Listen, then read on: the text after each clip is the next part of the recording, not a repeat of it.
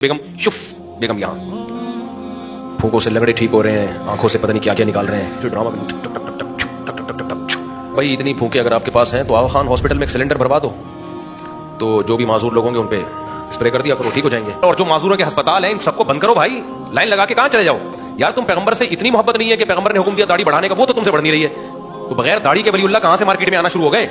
आप गेटअप देख लें, जो रंग बिरंगी गेटअप है, जो फंकारों अदाकारों वाला गेटअप होता है, वो जो एक्टरों पे सजता है, उलमा पे ये गेटअप सजता है। लोग डर रहे हैं उसके खिलाफ बोलते हुए ना, क्योंकि बहुत पावरफुल आदमी है। ये जो मैं रिकॉर्ड करवा रहा हूँ ना, ये इकरारुल हसन को अप्रिशिएट करने के लिए, उस एक बंदे ने नर वाला काम किया, वो डरा नहीं।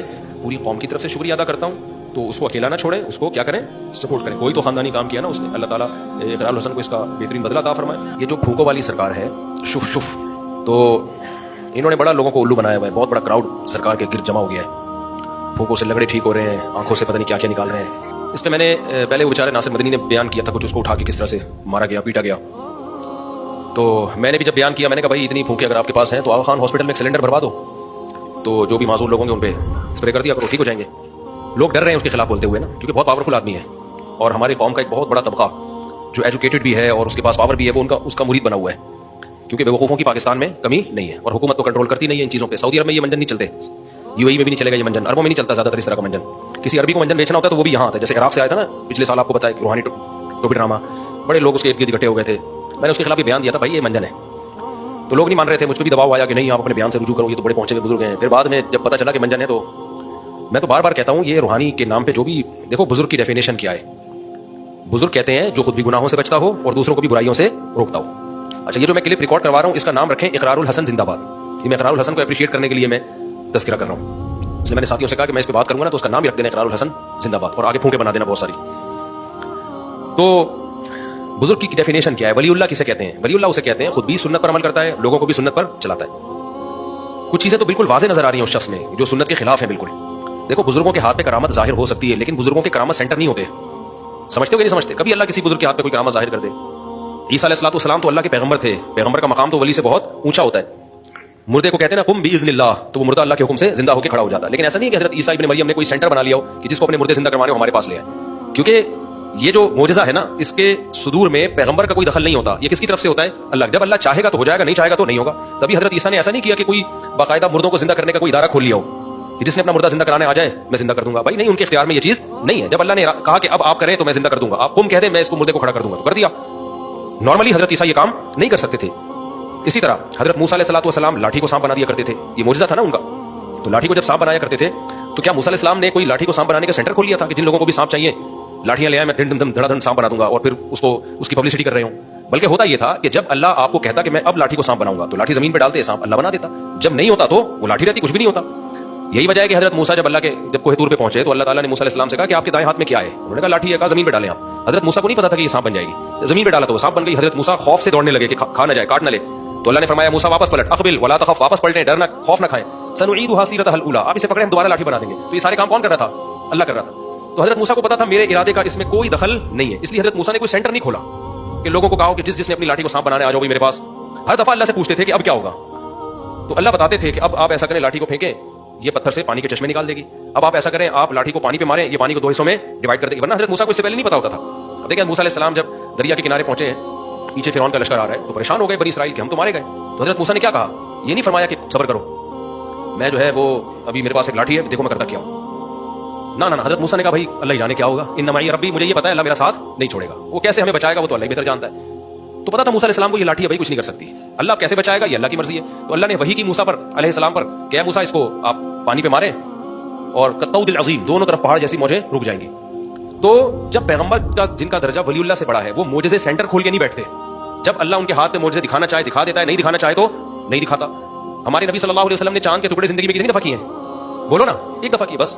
और हर मुतालबे का आपने जवाब भी नहीं दिया। मुशरिकीन कहते थे कि सूरह बनी इसराइल में आप देख लें, लन नुमिन लका हत्ता तफजुर लना मिनल अर्दि यंबुआ, ऐ पैगंबर हम आप पर उस वक्त तक ईमान नहीं लाएंगे जब तक आप जमीन से चश्मे जारी ना कर दें। तो हमारे नबी ने ये नहीं किया कि यूं किया और चश्मा जारी ना, भाई मैं कहां से चश्मे जारी कर सकता हूं। फिर उन्होंने कहा कि औ यकून लका बैतुम मिन ज़ुख़रुफ़ औ यकून लका जन्नतुम मिन नख़ीलिन, आपके लिए खजूर का बाग होना चाहिए, व इनबिन, अंगूरों के बाग होने चाहिए, फतुफ़ज्जिरल अनहारा खिलालहा तफ़जीरा, आप उसके बीच में नहरें जारी कर दें।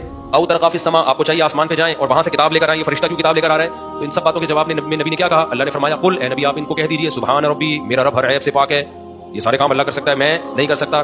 حل کنت الا بشر رسولا, میں تو ایک انسان ہوں, اللہ کا پیغمبر ہوں, میں نے کب دعوے کیے کہ میں یہ سب کچھ کر سکتا ہوں؟ اب سوال پیدا ہوتا ہے جب نہیں کر سکتے پھر چاند کے 2 ٹکڑے کیوں کر دیے؟ بھائی اللہ نے کرا دیا اس وقت, جب اللہ کرا دے گا تو کر لیں گے, وہ بھی ایک ہی دفعہ ہوئے.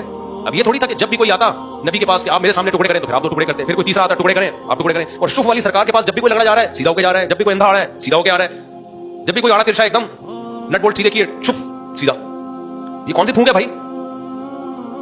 جو کام پیغمبروں کے معجزے اتنی کثرت سے جو ہے نا, اور معجزے سینٹر نہیں کھلتے باقاعدہ, تو پیغمبروں کے بعد دنیا میں اللہ کے ولی آتے ہیں, ان کے ہاتھ پہ اللہ بعض دفعہ کرامت ظاہر کر دیتے ہیں, لیکن وہ کرامت سینٹر کھول کے نہیں بیٹھتے. کرامتیں بھی ہوتی ہیں بعض دفعہ اللہ کسی ولی کے ہاتھ پہ, جیسے سلیمان علیہ السلام جو تھے, انہوں نے کہا کہ بھائی کون ہے جو ملکہ سبا کا تخت اٹھا کے لائے گا؟ ایک جن نے کہا میں لے کر آؤں گا. ایک بزرگ بیٹھے ہوئے تھے, انہوں نے کہا پلک جھپکنے سے پہلے حاضر کر دوں گا, یہ کہا اور تخت حاضر. ایک دفعہ ہو گیا بس. یہ کیوں اللہ نے ان بزرگ کے دل میں الہام کر دیا کہ میں آپ کے ہاتھ پہ کرامت ظاہر کروں گا؟ اب ظاہر ہے کوئی انسان یہ کام نہیں کر سکتا, یہ اللہ نے کر دیا. تو کیا وہ بزرگ کرامت سینٹر کھول کے بیٹھ گئے کہ جس کو تخت منگوانا ہوگا شف تخت حاضر؟ ایک ہی دفعہ ہوا ہے, اس سے زیادہ ہونا شروع ہو جاتا تو نظام عالم تباہ ہو جاتا. اب ایسا نہیں ہوا. اب دیکھو قرآن کہتا ہے ہم نے سلیمان علیہ السلام کے تابع ہوا کو کر دیا تھا. ہوا سلیمان علیہ السلام کو اٹھا کے لے جاتی, ان کے تخت کو 1 مہینے کا سفر چند گھنٹوں میں طے کرا دیتی تھی. وہ یہ قرآن میں ہے, غدوها شہر ورواحها شہر. سوال پیدا ہوتا ہے کہ 2-3 گھنٹے تو پھر بھی لگ رہے تھے نا ان کو کسی ملک میں پہنچنے میں, کہ تخت اٹھا کے سلیمان السلام سمیت جائے گی وہ ہوا اور ایک ملک سے دوسرے ملک پہنچا دے گی. تو سلیمان السلام اور بزرگ سے کہتے کہ یار تم نے چند سیکنڈوں کے اندر میری پلک جھپکنے سے پہلے ملکہ سبا کا اتنا بھاری بھرکم تخت وہاں سے سینکڑوں کلومیٹر دور سے اٹھا کے لے آئے, تو اب ہوا کے تکلف کی ہمیں ضرورت کیا ہے؟ بولو شف.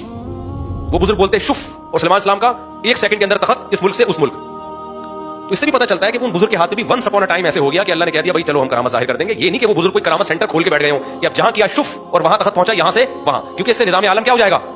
تبدیل. اگر ان بزرگ کے پاس یہ طاقت آ جاتی نا کہ جب شف کریں گے بندہ, جیسے یہ دیکھو نا یہ جو شف والی سرکار ہے سینکڑوں لنگڑوں کو تو ٹھیک کر دیا اس نے. تو آغا خان ہاسپٹل کا واٹ لگنے والی ہے میرے خیال ہے تھوڑے دنوں میں, کیا خیال ہے؟ اور سول ہاسپٹل اور جو معذوروں کے ہسپتال ہیں سب کو بند کرو بھائی, لائن لگا کے کہاں چلے جاؤ. اور جو لنگڑے کو شف کر کے سیدھا کر دے گا وہ بھاگی بیوی کیوں نہیں لا سکتا؟ کتنے لوگ میرے پاس آئے 6 مہینے سے ہماری بیگم جناب ناراضی چل رہی ہے. تو سلیمان علیہ السلام کے دور میں اب کسی کی بیگم ناراض ہو کے میکے چلی گئی, وہ بندہ فوراً ان بزرگ کے پاس آئے گا, آپ ملکہ سبا کا تخت اٹھا کے لا سکتے ہو میری بیگم شف بیگم یہاں. خود ان کے اپنے معذور بچے پیدا ہوتے ہیں, یہ شف کر کے ٹھیک نہیں کر سکتے. اللہ نہ کرے آج شف والی سرکار کا ایکسیڈنٹ ہو جائے, اللہ نہ کرے کسی کا باپ بھی ٹانگ جوڑ کے دکھائے ان کی, شف کرتا ہوا ساری زندگی گزار دے گا, اپنی ٹانگ نہیں جڑے گی. تو کیا ہو گیا عقل کے ان اندھوں کو؟ میں سمجھا پا رہا ہوں, میں کرامتوں کا منکر نہیں ہوں. کچھ لوگوں نے بابوں کی کرامتوں میں مبالغہ کیا ہے, جو کرامتیں صحیح سند سے ثابت ہیں ان کا بھی انکار کیا, یہ بھی غلو ہے. کرامت کا صدور اہل اللہ سے ہوتا ہے, ہم نے اپنی آنکھوں سے دیکھا ہے, لیکن کرامت سینٹر کھول کے نہیں بیٹھ جاتے, اور وہ اپنی کرامتوں کی نمائش بھی نہیں کرتے ہیں. سمجھتے ہو کہ نہیں سمجھتے؟ اور پھر ولی اللہ ہونا بھی تو ضروری ہے. ہمارے نبی صلی اللہ علیہ وسلم نے حکم دیا خالف الیہود والنصارى, یہود اور عیسائیوں کی مخالفت کرو. اعفوا اللحى, داڑھی رکھو یا داڑھی بڑھاؤ, داڑھی بڑھاؤ. میں نہیں کہہ رہا جو داڑھی کاٹتے ہیں وہ ہم سے برے ہیں, ہم سے اچھے ہی ہوں گے, لیکن کم از کم ایک آدمی ولی اللہ ہونے کا دعویٰ کرتا ہے تو اس پر سنت والا گیٹ اپ تو فرض بنتا ہے نا. تو بغیر داڑھی کے ولی اللہ کہاں سے مارکیٹ میں آنا شروع ہو گئے؟ ان کی داڑھی بھی نہیں ہے. آپ گیٹ اپ دیکھ لیں, جو رنگ برنگی گیٹ اپ ہے, جو فنکاروں اداکاروں والا گیٹ اپ ہوتا ہے, وہ جو ایکٹروں پہ سجتا ہے, علماء پہ یہ گیٹ اپ سجتا ہے. اگر میں یہاں رنگ برنگی نیلی پیلی بتیاں لگا کے آ جاؤں, آپ بولو گے مفتی صاحب کسی شوٹنگ میں جا رہے ہو, جمعے کا بیان کرنے آ رہے ہو. تو ولی اللہ والا نہ گیٹ اپ ہے نہ چہرے پہ ہر وقت ناموس رسالت, ختم نبوت, ناموس رسالت کے نعرے لگاتے ہو. یار تم پیغمبر سے اتنی محبت نہیں ہے کہ پیغمبر نے حکم دیا داڑھی بڑھانے کا, وہ تو تم سے بڑھ نہیں رہی ہے. ہم نہیں کہہ رہے جس کی داڑھی نہیں ہے ہم اس کو برا سمجھتے, ہم سے اچھا ہی ہوگا, لیکن کم از کم وہ دعویٰ تو نہیں کرتا نا بڑے بڑے. میری اگر داڑھی نہیں ہوگی تو میں کم از کم ممبر پہ بیٹھ کے بڑے بڑے دعوے تو نہیں کروں گا نا کہ بھائی میرا تو گیٹ اپ بتا رہا ہے کہ میں سنت کا دشمن ہوں. تو یہاں تو گیٹ اپ بتا رہا ہے کہ آپ کو سنت سے محبت نہیں ہے, اور آپ دعوے کر رہے ہو. وہ کہہ سکتے ہیں کہ میں تو دعوے نہیں کر رہا. بھائی آپ عمل سے دعوے کر رہے ہو, زبان سے بعض دعوے نہیں کیے جاتے, اور کہتے ہو ناموس رسالت کی برکت سے ہے یہ تحفظ. آپ نے کون سا تحفظ ختم نبوت کے لیے بڑا کام کر لیا؟ کون سی آپ نے تحفظ ختم نبوت کے لیے مارے کھائی ہیں؟ یا بل وہ جو قومی اسمبلی سے بل پاس ہوا تھا اس میں آپ کا کیا کردار ہے؟ کچھ بھی نہیں, منجن بیچ رہے ہو آپ ناموس رسالت کا, اور ختم نبوت جو ہے وہ اس کا نام پہ. آپ جو ختم نبوت کا کام کرنے والے ہیں وہ تو الگ لوگ ہیں, وہ تو کبھی نہیں انہوں نے کوئی پھونک لگا کے کسی بندے کو ٹھیک کرنے کی کوشش کی. تو اب مسئلہ یہ ہے کہ ہماری گورنمنٹ کو چاہیے تھا, ہمارے جو بااختیار ادارے ہیں ان کو چاہیے تھا کہ یار ایک آدمی کھلے عام لوگوں کو الو بنا رہا ہے, اور بیچاری عوام تو بیوقوف ہوتی ہے. وہ تو ویڈیو دیکھ کے لگڑا تھا شف کیا ہے, صحیح چلنا شروع ہو گیا, وہ بیوقوف بن رہی ہے.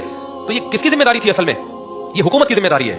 جیسے سعودی عرب میں یہ شف والی سرکار ذرا ایک پھونک تو لگائے نا, ایسے لوگوں کی فوراً سعودی گورنمنٹ 2 منٹ میں ساری پھونکیں نکال. یہ روحانیت کے نام پہ جتنے منجن انڈیا, پاکستان اور بنگلہ دیش میں بکتے ہیں, پوری دنیا میں کہیں نہیں بکتے. یہ جن چڑیل بھوت بھگانے والے بھی سارے آپ کو یہیں ملیں گے, سعودیہ میں نہیں ملیں گے. اگر سعودیہ میں ہے تو یہاں سے بندہ گیا ہوا ان کو خراب کر رہا ہوگا جا کے, وہاں کا نہیں ہے. تو اس لیے یہ سب سے پہلی ذمہ داری کس کی ہے؟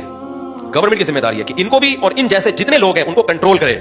یہ جو کھول کے بیٹھے ہوئے ہیں نا سنگ دل محبوب آپ کے قدموں میں, اور یہ جو کتنے نعرے لگے ہوئے ہیں, اور پتہ نہیں کیا کیا گندے لوگوں کو جادو کے نام پہ پلا رہے ہوتے ہیں, گندے خون اور اوٹ پٹانگ عملیات فلیتے اور پلیتے, ان سب کو گورنمنٹ پر لازم ہے کنٹرول کرے, ان کے دھندوں کو ختم کرے.